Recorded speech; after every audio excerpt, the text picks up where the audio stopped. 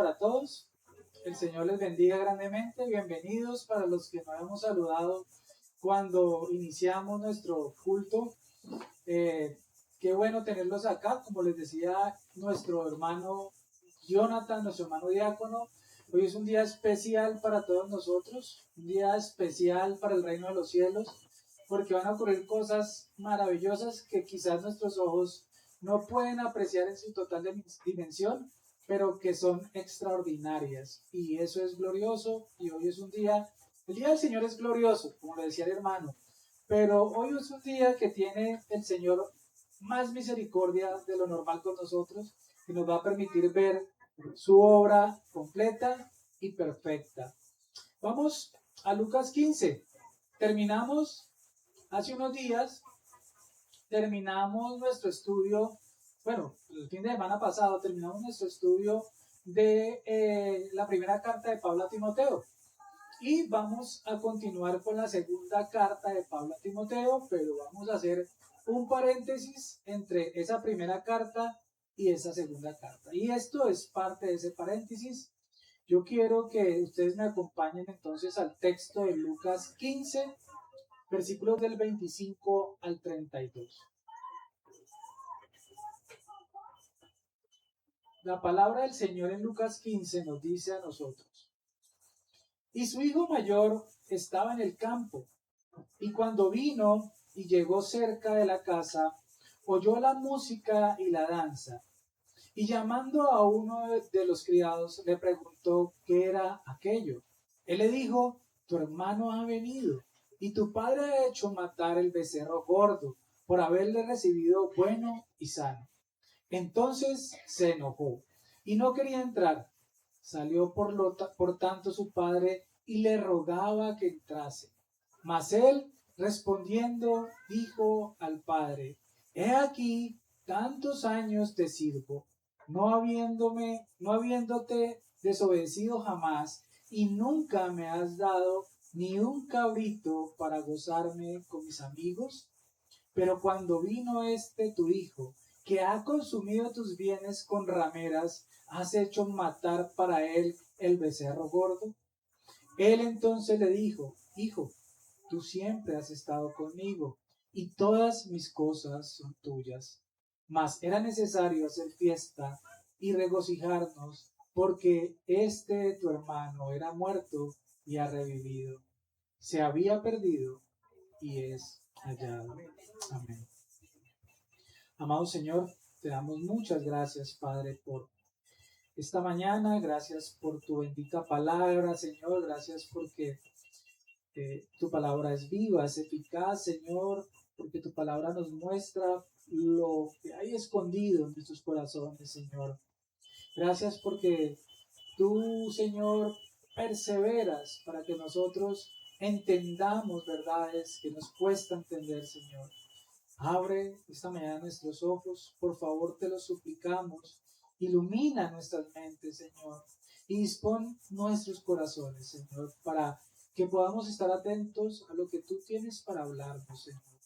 Ayúdanos, Señor. Ayúdanos porque somos torpes para escuchar, Señor. Ayúdanos porque somos necios para entender, Señor. Ayúdanos, Señor, porque necesitamos ser tratados por tu palabra y por tu bendito Espíritu. Señor, llena este lugar de tu presencia. Te lo suplicamos. Llena, Señor, todo lo que vamos a hacer en esta mañana de tu bendita presencia, Señor. Que todo lo hagamos para tu gloria, para tu honra, para tu exaltación, Señor. Asístenos, por favor. Permite, Señor, que quien habla guiado por ti, Señor. Hable guiado por ti, Señor. Y que quienes escuchan, Señor, puedan escuchar atentamente tu palabra, Señor. Te lo suplicamos en el nombre de Jesús. Amén. Amén. Mis hermanos y mis amigos, acabamos de leer algunos textos y podríamos hilar el pensamiento de estos versículos diciendo que lo que nos enseñan es que la gracia de Dios no solamente es sorpresiva a los pecadores arrepentidos, para los pecadores arrepentidos, sino que también ofende a los religiosos que creen merecer lo que Dios solo da por gracia, de manera gratuita. Pocas parábolas son tan conocidas como la del hijo pródigo. Sin embargo, con frecuencia se interpreta como si el centro de la historia fuera exclusivamente el hijo menor. Ese hijo que se fue, que reclamó su herencia, se fue para un lugar lejano y en ese lugar lejano acabó con todo lo que había reclamado y termina comiendo comida para cerdos, y cuando está en esa situación concluye ir, volver a donde su padre, llega a donde su padre y su padre sale al encuentro de su hijo con un abrazo que este hijo no esperaba. Esa es la historia que normalmente es la que más se cuenta. Pero cuando examinamos cuidadosamente el contexto, parte del cual leyó nuestro hermano Jonathan, nuestro hermano diácono el día de hoy, descubrimos que el verdadero énfasis que Jesús está haciendo, a quien está dirigiendo, es a otro personaje, el hermano mayor. La parábola comienza con una acusación de los fariseos. La leyó el hermano. Este recibe a los pecadores y come con ellos. O sea, no era admiración lo que estaban sintiendo ellos al hacer este comentario por nuestro Señor. No era como, qué bien, este come con ellos, con los fariseos, con los pecadores, sino unas palabras de acusación. ¿Y este por qué come con estos? Los pecadores y fariseos. Más o menos era así. Y a partir de esta crítica que recibe nuestro Señor, Jesús presenta las tres parábolas que el hermano Jonathan nos contó. La oveja perdida, la moneda perdida y el hijo perdido. Pero en la última parábola encontramos algo sorprendente, y es que hay dos hijos perdidos. No era uno, eran dos. Uno estaba perdido en un país lejano y el otro estaba perdido dentro de la casa de su padre. Dos estaban perdidos. Uno pecó mediante la rebelión abierta. Retame mi herencia, que yo me voy de casa, y se fue de casa. El otro pecó mediante la justicia propia. Uno conocía su miseria. El otro ignoraba completamente la condición de su corazón. Martin Lloyd Jones observa que el hermano mayor representa a las personas más difíciles de alcanzar con el evangelio, porque no creen necesitarlo realmente. El hijo menor sabía que era un pecador. El hermano mayor pensaba que era justo. Y mientras el primero regresó arrepentido, el segundo terminó revelando que nunca había comprendido verdaderamente el corazón de su padre, el cual era realmente la bendición que él ya tenía. A su padre mismo era la bendición que él ya tenía. Y aquí resulta útil traer algo que C.S. Lewis manifestó. Lewis distinguía entre los pecados del yo animal y los pecados del yo diabólico, decía C.S. Lewis. Cuando C.S. Lewis hablaba del yo animal y el yo diabólico, no estaba enseñando que el ser humano tenga dos naturalezas distintas dentro de él. Eso no lo estaba enseñando C.S. Lewis. Nosotros sabemos que el ser humano está compuesto por un cuerpo y por un alma o espíritu. Lo que hace C.S. Lewis aquí es mostrar que somos una sola persona caída por el pecado, pero Lewis simplifica utilizando esta expresión para describir dos maneras diferentes en que el pecado se manifiesta. Dos maneras diferentes en las que el pecado se manifiesta. Los pecados del yo animal son los pecados visibles, escandalosos, los que nacen de los apetitos desordenados de la carne. La inmoralidad, borrachera, glotonería, son algunos de esos pecados. Y son los pecados del hijo menor. El hijo menor se marcha tras los deseos de su carne. Pero los pecados del yo diabólico, que así lo enuncia C.S. Lewis, son mucho más peligrosos, dice él, y yo concuerdo con lo que dice él. Porque son los pecados que están ocultos y muchas veces más difíciles de reconocer. Nacen del orgullo, de la superioridad moral, del deseo de tener la razón siempre y del placer de sentirse mejor que los demás. Estos son precisamente los pecados que encontramos en el hermano mayor.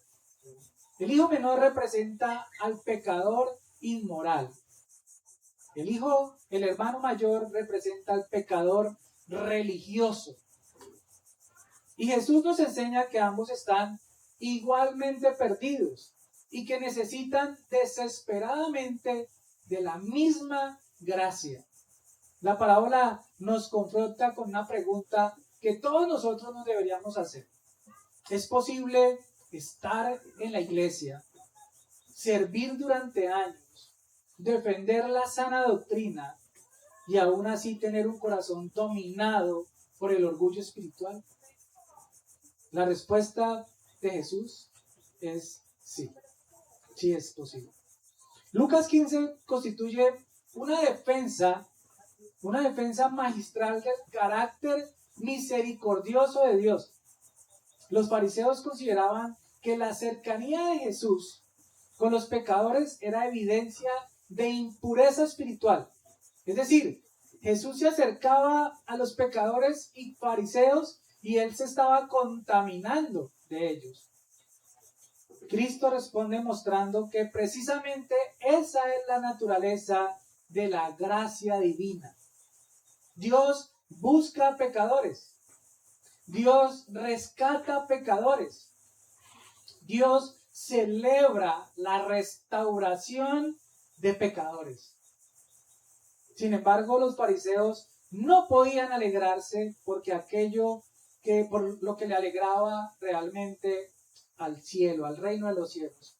Por eso el hermano mayor es una representación de ellos mismos, de los fariseos que en el versículo 1 y 2 acaban de señalar al Señor, porque usted qué hace cenando con los pecadores y con los fariseos.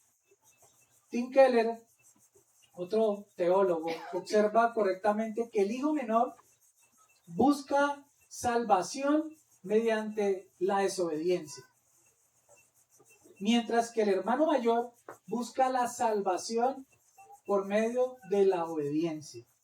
Ambos querían los beneficios del Padre, sin amar verdaderamente al Padre. Esa es la realidad.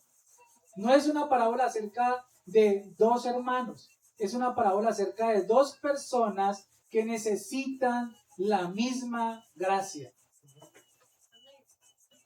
Imaginemos todos nosotros esta mañana una iglesia donde dos hombres han asistido durante muchos años. Uno siempre estuvo presente, nunca faltó, nunca causó problemas, siempre sirvió, pero el otro se alejó. Desperdició años de su vida, tomó malas decisiones, lastimó personas, arruinó oportunidades, pero después de mucho tiempo regresa arrepentido. Lloró por sus pecados, pidió perdón y la iglesia lo recibió con gozo. Sin embargo, el miembro fiel no pudo alegrarse. La respuesta del otro le pareció injusta. La restitución, la misericordia le produjo resentimiento. La gracia lo ofendió.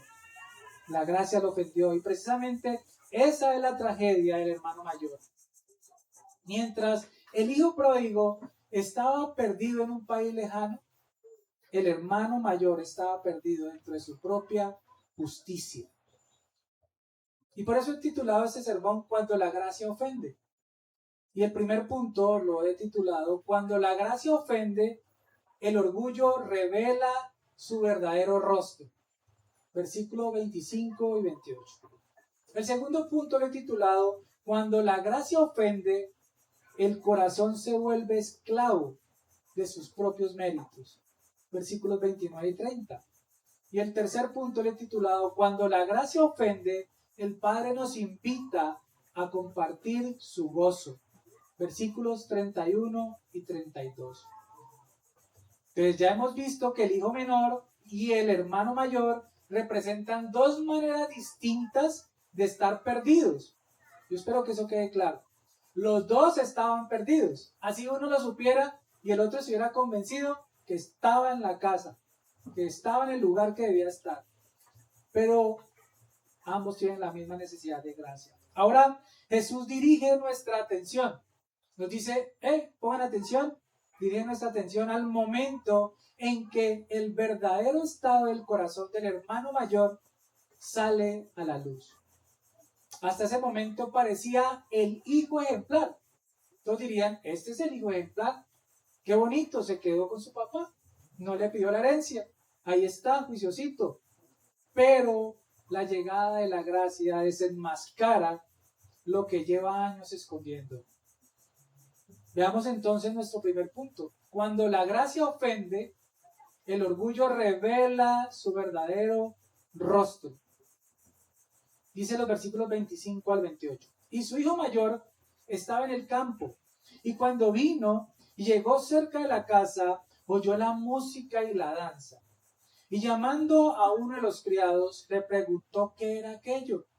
Él le dijo, tu hermano ha venido, y tu padre ha hecho matar el becerro gordo, por haberle recibido bueno y sano. Entonces se enojó, y no quería entrar. Salió por tanto su padre y le rogaba que entrase. Yo quiero que concentremos nuestra atención en esta parte. Entonces se enojó y no quería entrar. Vamos a enfocarnos en esa parte. Observemos ese contraste que presenta esta hermosa parábola. El hijo menor estaba regresando a casa. El padre estaba celebrando. Imagínense ustedes, los que tienen hijos, una situación como esta. Un hijo perdido, un hijo quizás en las calles, un hijo quizás comiendo de la basura y que su hijo llegue a su casa nuevamente arrepentido. Pues en nuestra imperfección creo que no reaccionaríamos tal como reacciona el padre de esta parábola. Pero muy probablemente nos alegraríamos mucho de ver a un hijo perdido que regresa. La casa estaba llena de alegría. Muestra la imagen, Yuri, por favor, un momentico. La casa estaba llena de alegría. Fiesta en la casa. Toda la casa estaba celebrando porque llegó el hijo que estaba perdido. Pero el hermano mayor permanecía afuera. Estaba molesto. Y la expresión griega que se utiliza acá describe no solamente que estaba molesto, sino que estaba indignado profundamente. Estaba realmente airado, tenía una ira que era persistente. O sea, este hermano mayor lo que tenía era un resentimiento interno en su corazón. No se trata, lo que la palabra describe, no se trata de una molestia pasajera. No, era algo que estaba en el corazón de este hombre. Era una reacción de su corazón. Y esa reacción revela algo que es muy importante. El problema nunca fue realmente el hermano menor. El problema no era la fiesta. El problema era el orgullo. El problema estaba en el corazón del hermano mayor. Aquí encontramos una de las manifestaciones más claras de lo que Lewis llama el yo diabólico. Observen que el hermano mayor no está siendo tentado por la inmoralidad. No estaba emborrachándose. No es que el hermano mayor no entró porque se emborrachó y se quedó tirado en el andén afuera de la casa. No, ese no fue el problema. No está viviendo realmente una rebelión abierta este hombre, como lo hizo el hermano menor, que pide la herencia y sale y se va a su casa.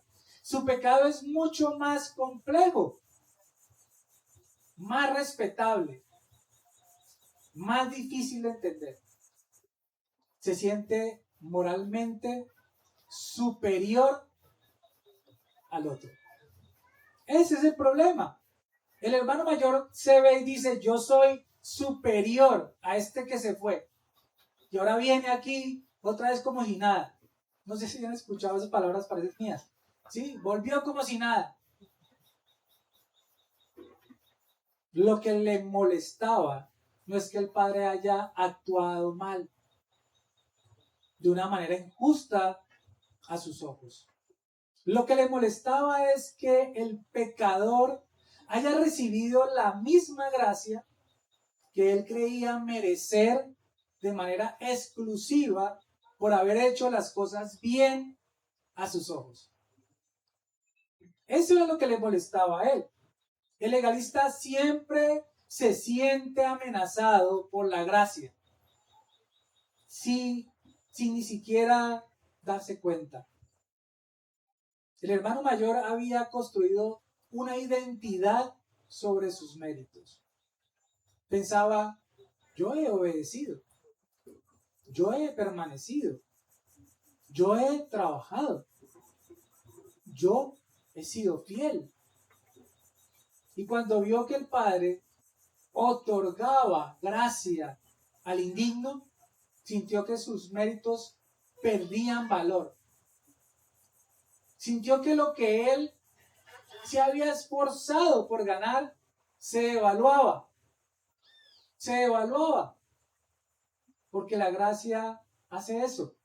La gracia destruye cualquier intento humano de presentarse delante de Dios como merecedor. Y esto molesta al hombre sin Dios. Jonás se enojó cuando Dios perdonó a Nínive. ¿Sí se acuerdan? Cuando perdonó a Nínive, Jonás quería juicio. Dios otorgó misericordia. Y Jonás se molestó porque a sus ojos lo que Nínive merecía era juicio. ¿Se acuerdan de otra parábola de los obreros de la viña? Los obreros de la primera hora, los obreros luego va el dueño de la viña, llama a otros obreros a la tercera hora, luego va y llama a otros a la sexta hora y luego unos últimos a la hora 11. Y los de la primera hora se indignaron cuando todos recibieron el mismo salario. Eso lo encuentran ustedes en Mateo 20, del 1 al 16. Les pareció injusto, porque a estos que llegaron después les vas a pagar lo mismo que a nosotros que llevamos todo el día aquí. Y él les dice, ¿no puedo hacer yo lo que quiera con lo que es mío? Pero parece que a veces nosotros decimos, no. Los fariseos se escandalizaron cuando Jesús recibió a pecadores. Por la providencia del Señor leímos hoy Lucas 5. Y Lucas 5 enfatiza en ese punto. Si cuando leyeron pusieron cuidado, Lucas 5 habla de este problema que se repite y se repite hasta Lucas 15, que es donde estamos nosotros. Eso era lo que no comprendían de nuestro Señor Jesucristo. Pero ¿cómo así? ¿Este no vino fue por los perfectos como nosotros? ¿No vino por los santos como nosotros? ¿No vino por los que realmente merecemos? Eso era lo que pensaban los escribas y fariseos. Y la gracia siempre ofende el corazón orgulloso. La gracia bíblicamente presenta un doble propósito. Revelar el corazón de Dios y revelar el corazón orgulloso del hombre. Y su necesidad de Salvador, de un Salvador. Nosotros podemos parecer espirituales y aún así tener un corazón resentido. Cuando nos cuesta alegrarnos por la restauración de alguien, cuando seguimos recordando errores que Dios ya perdonó, cuando creemos que Dios debería tratar mejor a quien ha servido más tiempo. No sé si le da paz. No, pues el que merece más es este, porque este ha hecho las cosas mejor. La lógica nuestra no funciona en el reino de los cielos. No funciona. Por eso nosotros nos estrellamos constantemente contra todo lo que el Señor enseña. Nuestra lógica, ¿qué nos lleva a hacer? ¿A quién le debemos dar más?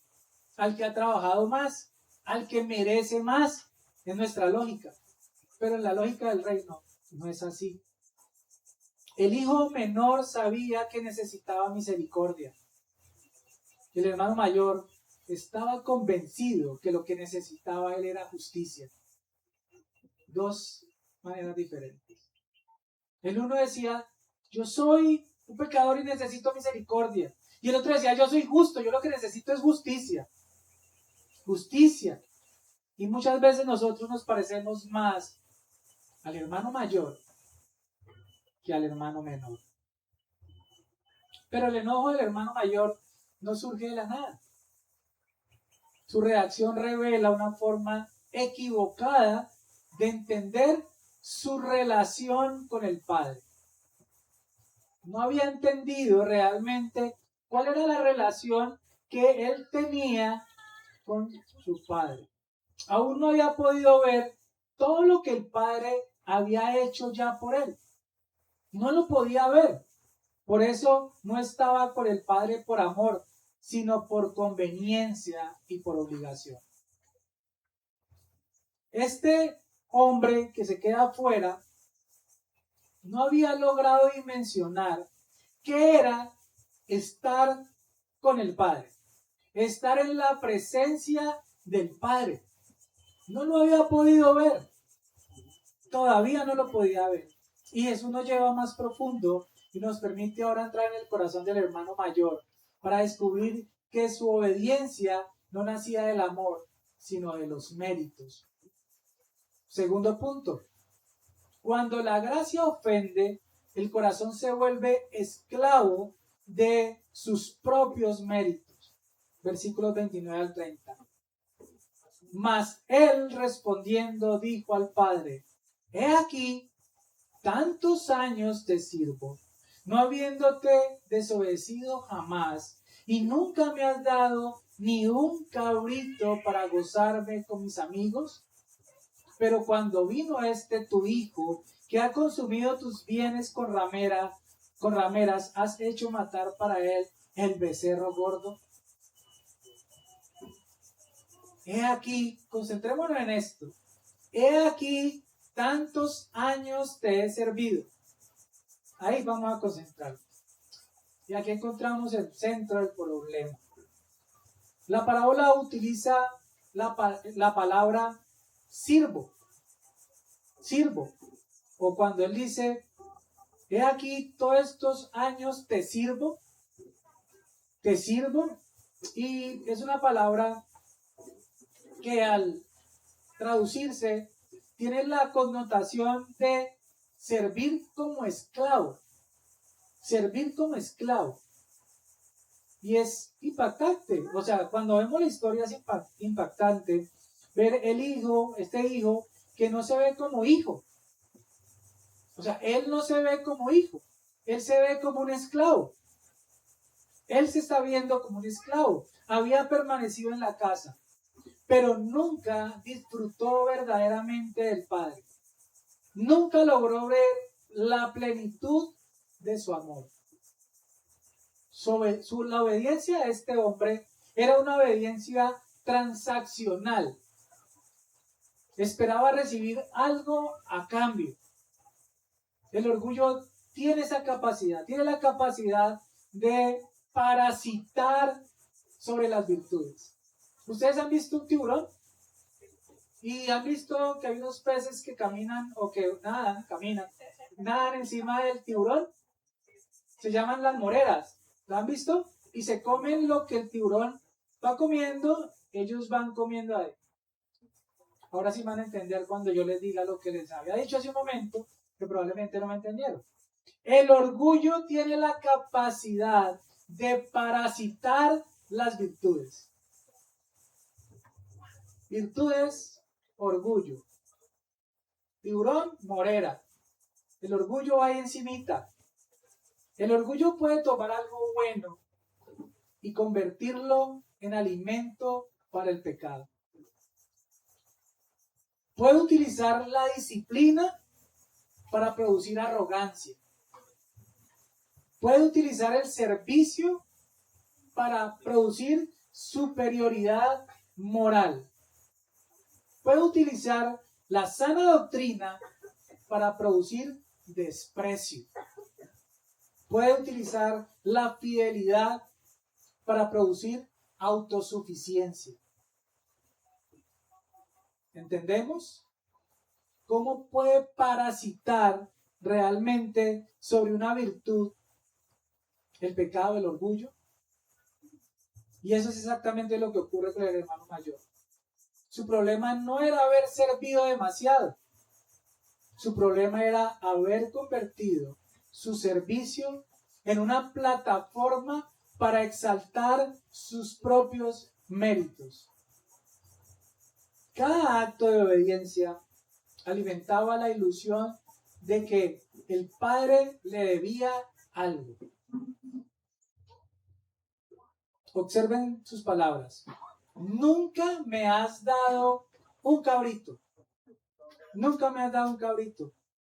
Lo que está diciendo en esencia es, yo obedecí esperando recompensa. Su relación estaba basada en el mérito, no en el amor. Porque no había podido dimensionar el amor que estaba recibiendo del Padre. No era la gratitud, su relación no estaba basada en la gratitud, no en la comunión. Mis hermanos, la religión sin evangelio produce contabilidad espiritual. Nos volvemos contadores. El hermano mayor llevaba cuentas. Yo hice esto, pues yo merezco esto. Yo merezco aquello, yo hice aquello. Él no merece nada. Pues si yo hice esto, yo merezco esto, pero él no hizo nada, pues él no merece nada. Esa es la contabilidad espiritual, ¿cierto? O bueno, si él hizo aquello, él merece juicio. Y yo merezco, pues, gracia porque yo estoy haciendo las cosas bien. Pero el Evangelio destruye toda contabilidad humana, porque nadie merece la gracia. Y ahí viene la tragedia de la ceguera moral. Porque este es un problema que produce ceguera. Una persona no puede arrepentirse de aquello que no puede ver. Y precisamente eso es lo que está ocurriendo aquí. El hermano mayor puede ver perfectamente los pecados de su otro hermano. Puede escribirlos, puede condenarlos y puede recordarlos. Y no se les olvida. Él lo puede hacer, pero es completamente incapaz de ver la corrupción que hay en su propio corazón. Él no ha podido ver esa realidad. El pecador arrepentido se golpea el pecho. El orgulloso examina constantemente a los demás.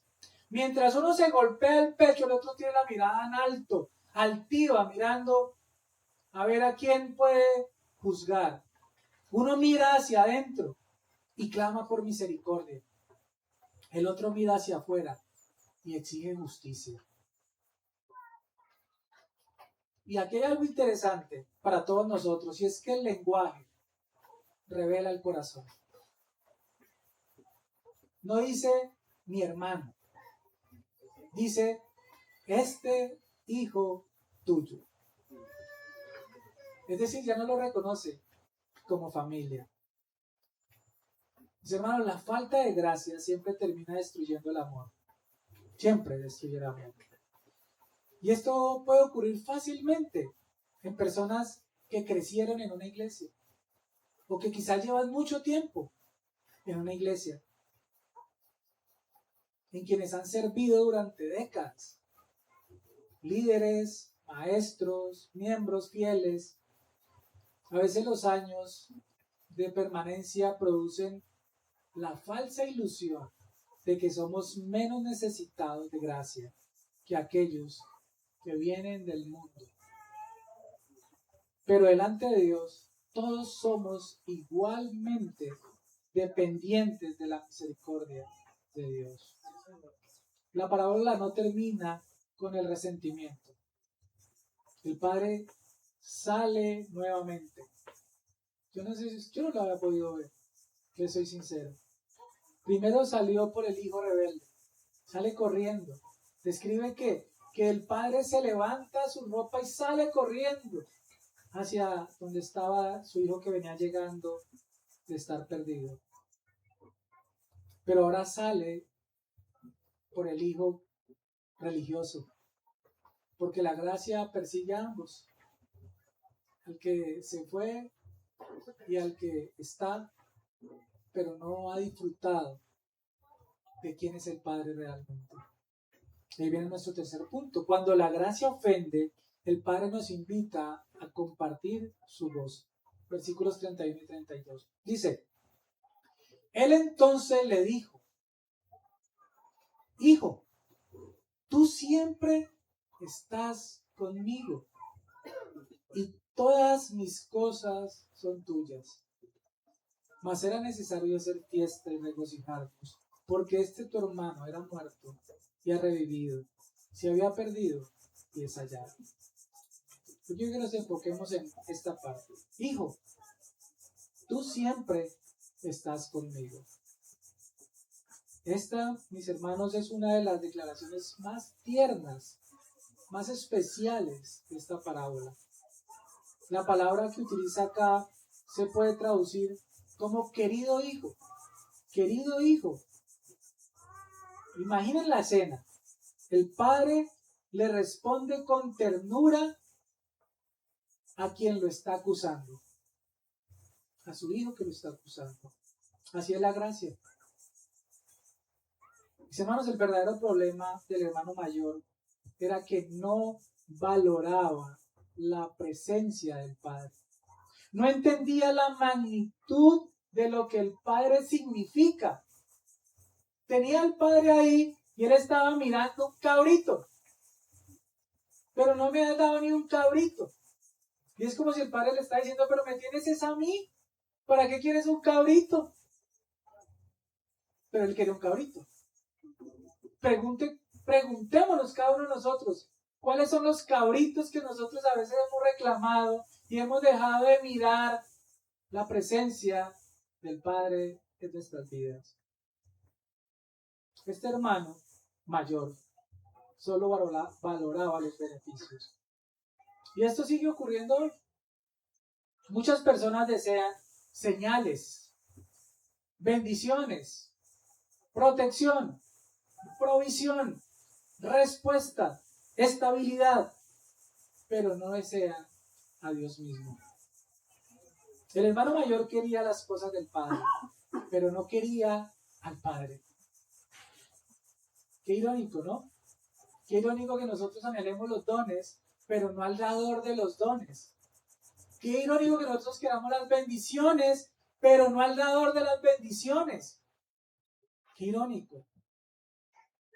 Mis hermanos, la verdadera conversión ocurre cuando Dios deja de ser un medio para alcanzar algo más y se convierte en el tesoro de nuestro corazón. Se convierte en el fin en sí mismo.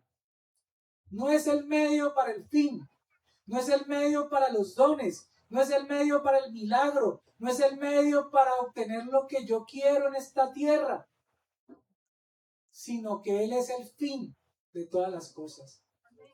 Puedo no tener un cabrito, puedo no tener una fiesta, pero si lo tengo a Él, lo tengo todo. Por eso el Padre le recuerda, tú siempre estás conmigo. Maravilloso, ¿cierto? Tú siempre estás conmigo. Mis hermanos, la presencia del Padre era más valiosa que cualquier cabrito, más valiosa que cualquier fiesta, más valiosa que cualquier herencia, más valiosa que cualquier manifestación externa. Pero el hermano mayor nunca aprendió a disfrutar a su padre. Pero el texto continúa y nos muestra el corazón del Padre. Dice, era necesario hacer fiesta y regocijarnos. ¿Por qué? Hoy nosotros estamos de fiesta. Hoy estamos de fiesta porque dos hijos de Dios vienen a las aguas. Y eso es glorioso. Es maravilloso. Ustedes leyeron Lucas 5 conmigo. El Señor le dice a estos pescadores. Hace poco recordé, me han preguntado qué palabra fue la palabra que rompió en dos su vida. Y era esa. Hace muchos años. Los voy a hacer pescadores de hombres. Espero que de aquí salgan muchos pescadores de hombres. El Señor está formando pescadores de hombres. Mis hermanos, dice el Padre, era necesario hacer fiesta. Porque un muerto vive. Porque un perdido fue hallado. Porque la gracia triunfa. Y lo que alegra al Padre debería alegrar a sus hijos. Lo que produce gozo en el cielo debería producir gozo en la iglesia. Pero la realidad es que en muchas ocasiones no es así. Algunos de los principales factores son el rencor y el otro la sospecha.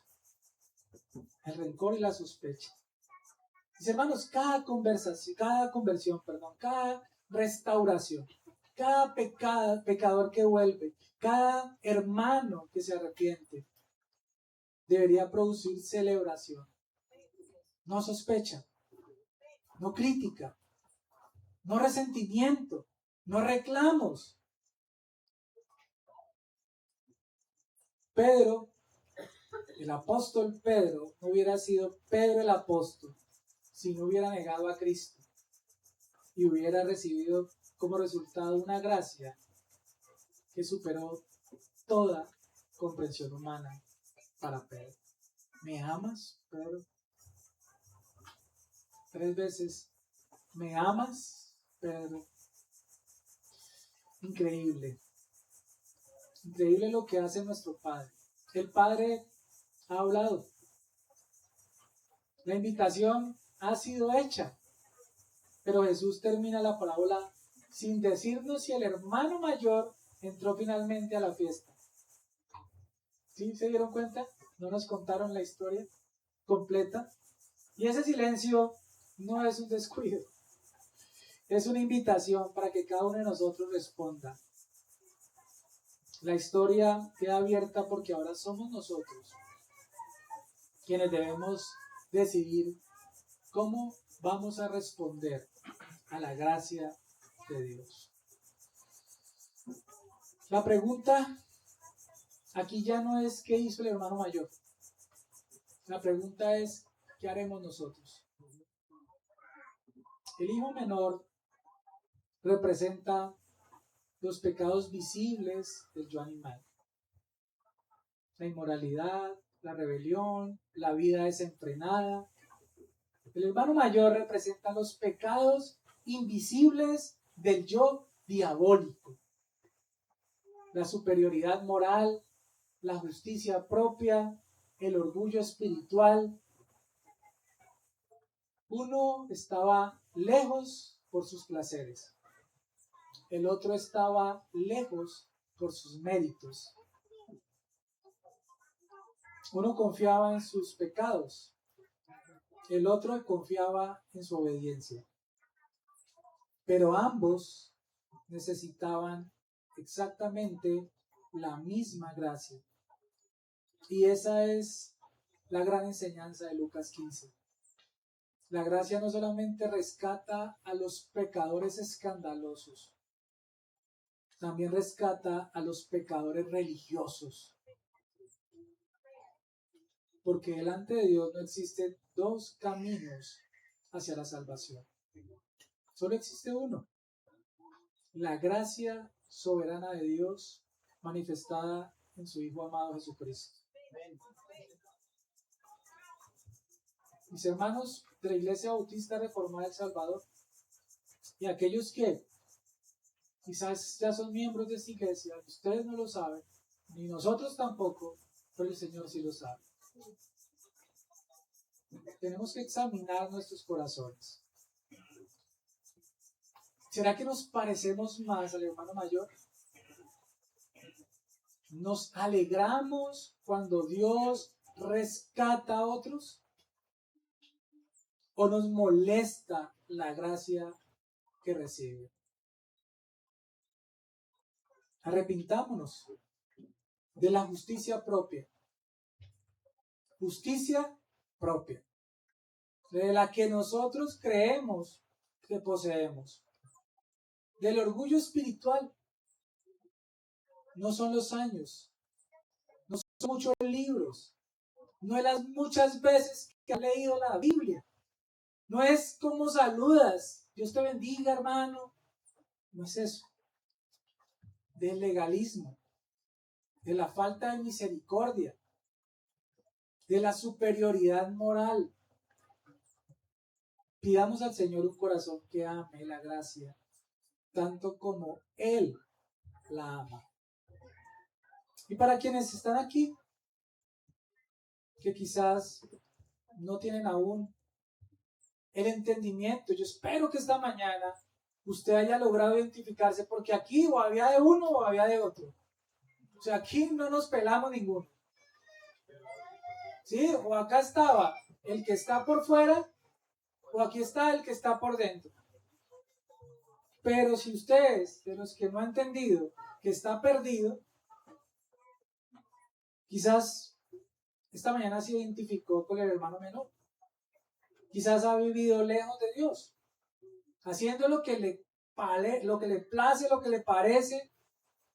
Pero hoy yo espero que usted haya recordado que el Padre sigue llamándote, sigue buscándote, sigue esperando esa llegada. Ven a Cristo, sin excusas, y vas a encontrar un eco de esta parábola ocurriendo en tu vida. Tú llegando y Él saliendo a recibirte con los brazos abiertos. No necesitas méritos. No necesitas no haberte gastado la herencia para volver. No necesitas no haber comido comida de cerdos para llegar. Porque Él te recibe igual. Él te recibe igual porque Él tiene una gracia que no logramos comprender.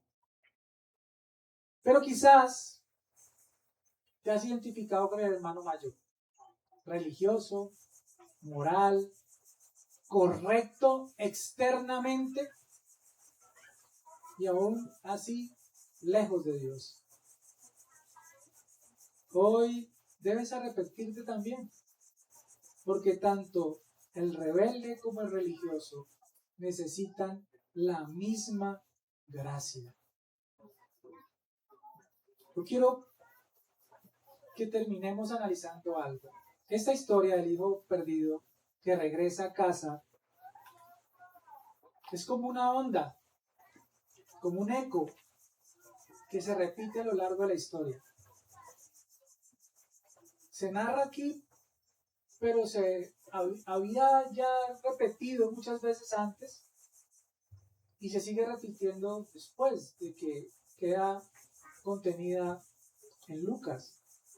La historia del hijo perdido en su propia casa, que es llamado a entender cuál es el verdadero tesoro que tiene, también se repite vez tras vez, vez tras vez.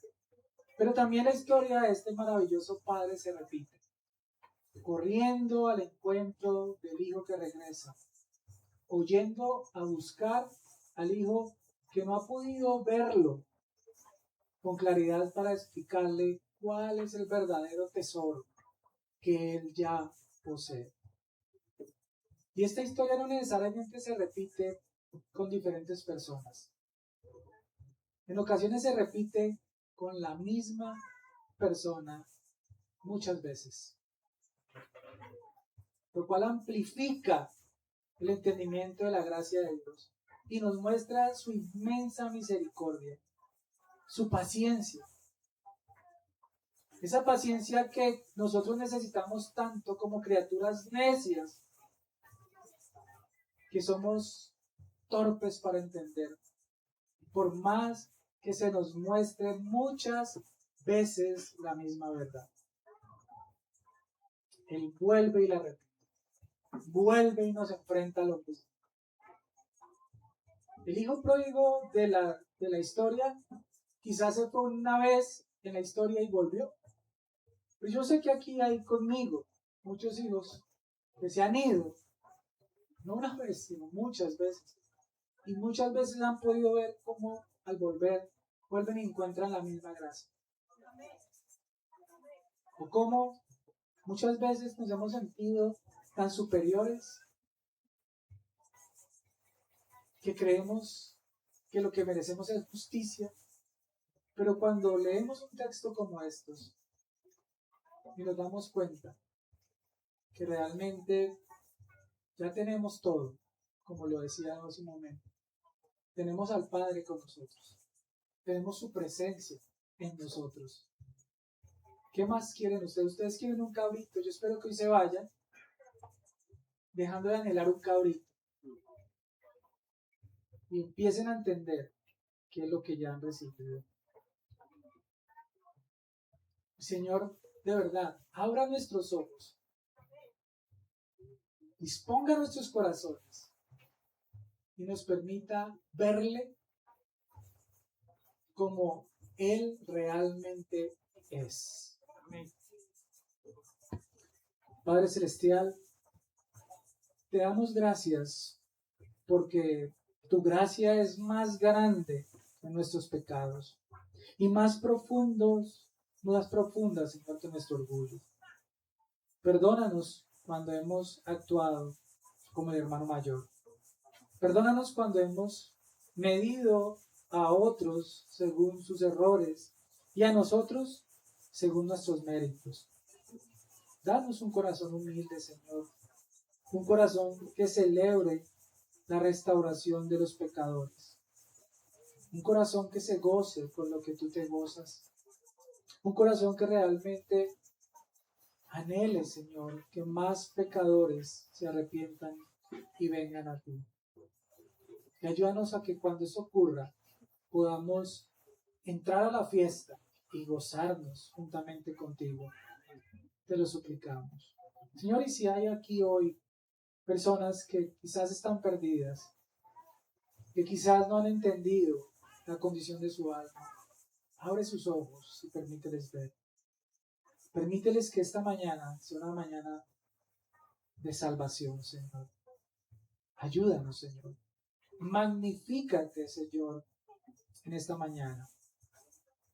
La gloria, la honra es para ti, Señor. Gracias te damos, amado Rey, en Cristo Jesús. Amén. Señor, y como ustedes ya venían advertidos, hoy es un día especial, muy especial. Comenzamos antes, precisamente porque no quiero que se me vayan antes. ¿Sí? No quiero que se me vayan antes, porque yo quiero que ustedes sean partícipes de lo que va a ocurrir acá. Mis hermanos, mis amigos, acabamos de contemplar en Lucas 15 que tanto el hijo menor como el hermano mayor necesitaban la misma gracia.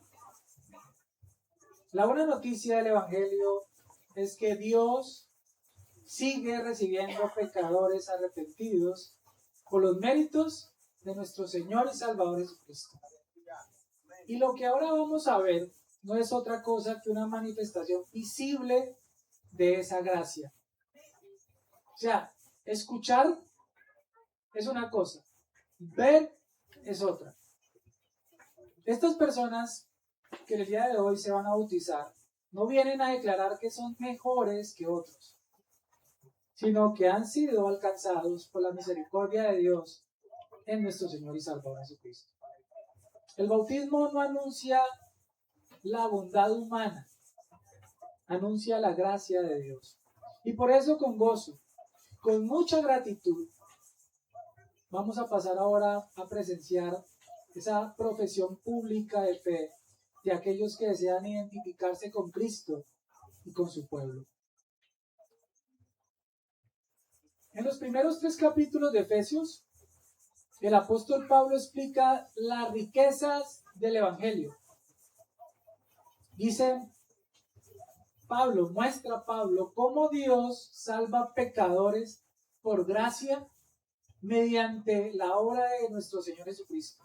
Y a partir del capítulo 4, Pablo pasa de la doctrina a la práctica. Y Pablo exhorta a los creyentes a vivir de manera digna de ese llamamiento. En el texto que vamos a leer, Pablo enfatiza la unidad de la iglesia.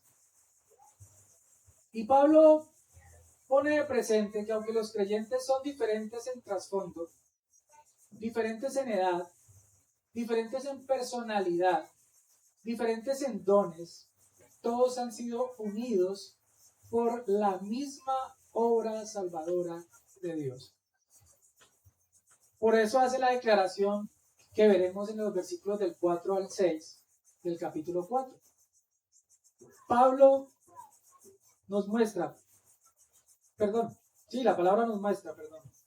que la iglesia no es una colección de individuos aislados, sino un solo pueblo redimido por Cristo. Y precisamente eso es lo que vamos a celebrar hoy. Creyentes identificándose con Cristo en el bautismo, siendo recibidos en la membresía de la iglesia y participando juntos en la mesa del Señor como una sola familia de fe. Dice Pablo en Efesios 4, del 4 al 6, un cuerpo y un espíritu, como fuisteis también llamados en una misma esperanza de vuestra vocación. Un Señor, una fe, un bautismo, un Dios y Padre de todos, el cual es sobre todos y por todos y en todos. Yo he titulado este momento, yo le puse un título: un solo Señor, un solo pueblo, una sola mesa.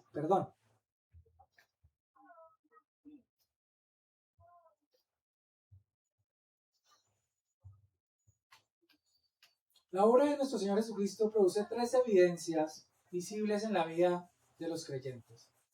Primero, Cristo salva pecadores. Lo que veremos en el bautismo, que vamos a presenciar en un momento, no es un acto que produce salvación. Yo quiero que quede claro eso.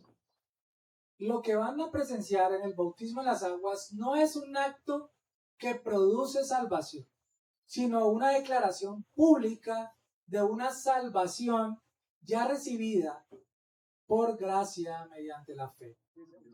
Las aguas no limpian el pecado, la sangre de Cristo sí. Segundo, Cristo añade creyentes a su iglesia.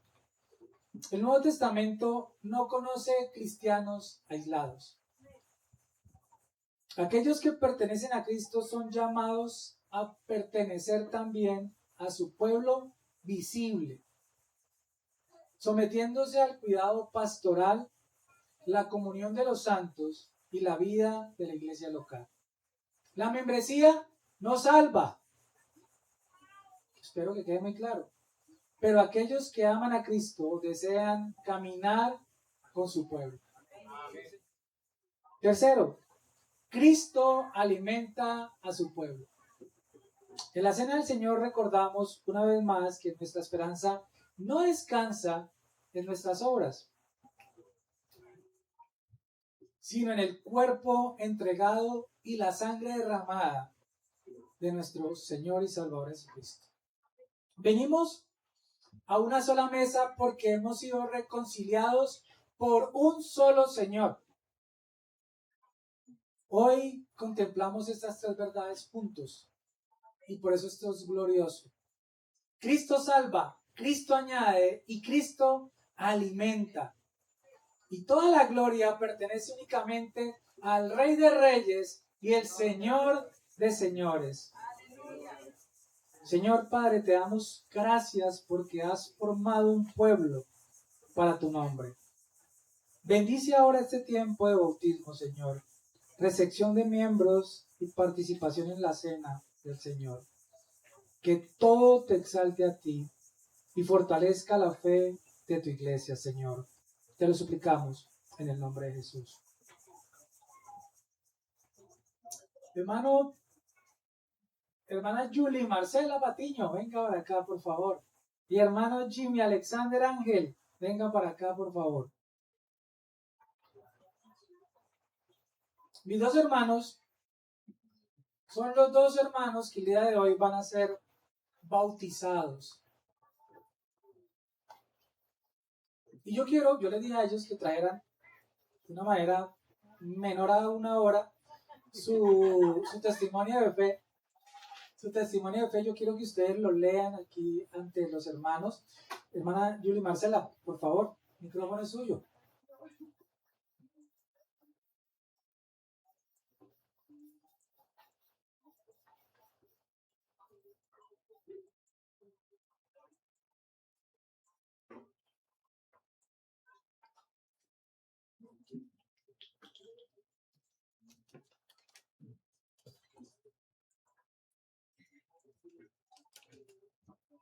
Buenas tardes, hermanos. Yo anoté unas palabras para poderlas decir hoy. Querida Iglesia Bautista Reformada en El Salvador, hace 6 años el Señor, en su infinita gracia y misericordia, puso en mi corazón el deseo de buscarle sin que yo lo mereciera. Me fue llevando a conocerle por medio de su palabra. En cada prueba, en cada circunstancia, en cada etapa de mi vida, Él ha sido fiel, mostrándome su amor, su paciencia, su misericordia. Hoy mi corazón rebosa de alegría y gratitud, porque este día fue un anhelo que el Señor mismo sembró en mi corazón. Él me concedió el privilegio de creer en Jesucristo como mi único y suficiente Salvador. Y hoy puedo dar este paso de obediencia para testificar públicamente que le pertenezco. No me bautizo para ser salva, sino porque Cristo ya me ha salvado. Por su gracia, toda la gloria y toda la honra y alabanza sean para mi Señor, que ha sido fiel desde el principio y lo seguirá siendo hasta el final. Al sea la gloria, amén. Muchas gracias, hermanos.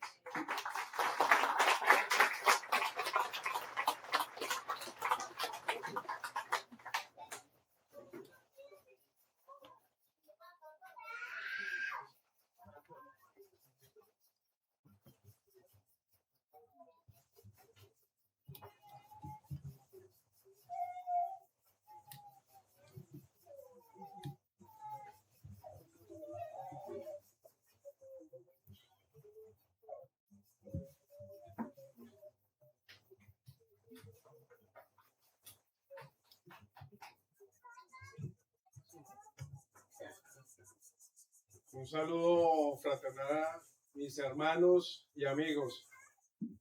Hace un momento el pastor nos mencionaba sobre Lucas 15 y realmente yo soy esa oveja perdida, esa moneda perdida, ese hijo pródigo.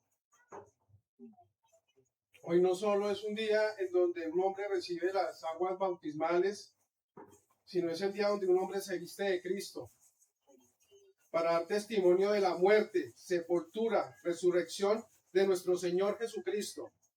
Y Él, y solo Él, es la salvación.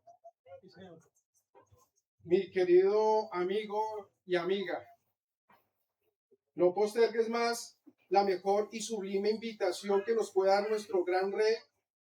Esta es una magnífica invitación, que hagas parte de su reino, primero en la tierra y luego en esa eternidad tan anhelada y única.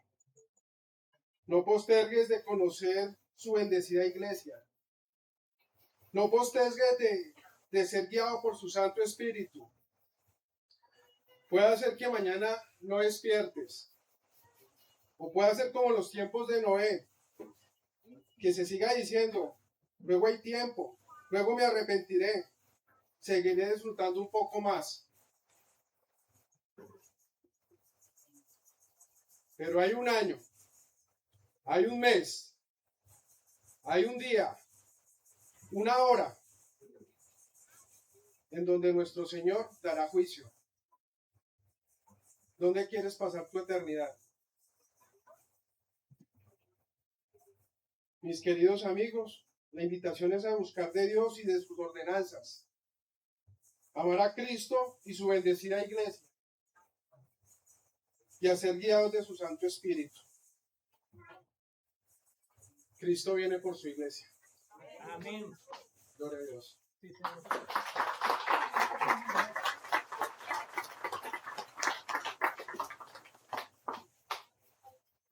No me vayan. No me vayan porque esto apenas está comenzando.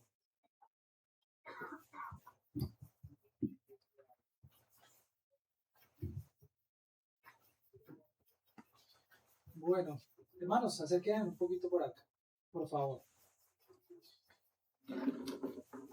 Hermana Julie Marcela Patiño. Te voy a hacer unas preguntas teniendo a la iglesia por testigo y a nuestro Señor por testigo. Hermana Julie Marcela Patiño, ¿has puesto tu fe únicamente en Jesucristo para la salvación? Sí, Hermana, ¿te arrepientes de tus pecados y deseas seguir a Cristo todos los días de tu vida? sí, Señor. Amén. Ustedes han escuchado esta profesión de fe. Vamos a oír ahorita las aguas para que puedan ver ustedes cómo obra la gracia de Dios. Hermano Jimmy Alexander Ángel, ¿has puesto tu fe únicamente en Jesucristo para la salvación? Sí, ¿Te arrepientes de tus pecados y deseas seguir a Cristo con todo tu corazón, todo el resto de tu vida? claro que sí. Amén. Mis hermanos, quiero pedirles un gran favor a todos ustedes. Quiero que nos tomemos 10 minutos mientras nos cambiamos. Vamos a la piscina y una vez finalicemos los bautismos en la piscina, les pido otros 10 minutos para cambiarnos y volver acá. ¿Listo? Entonces, les pedimos 10 minuticos. En la mano. Vamos.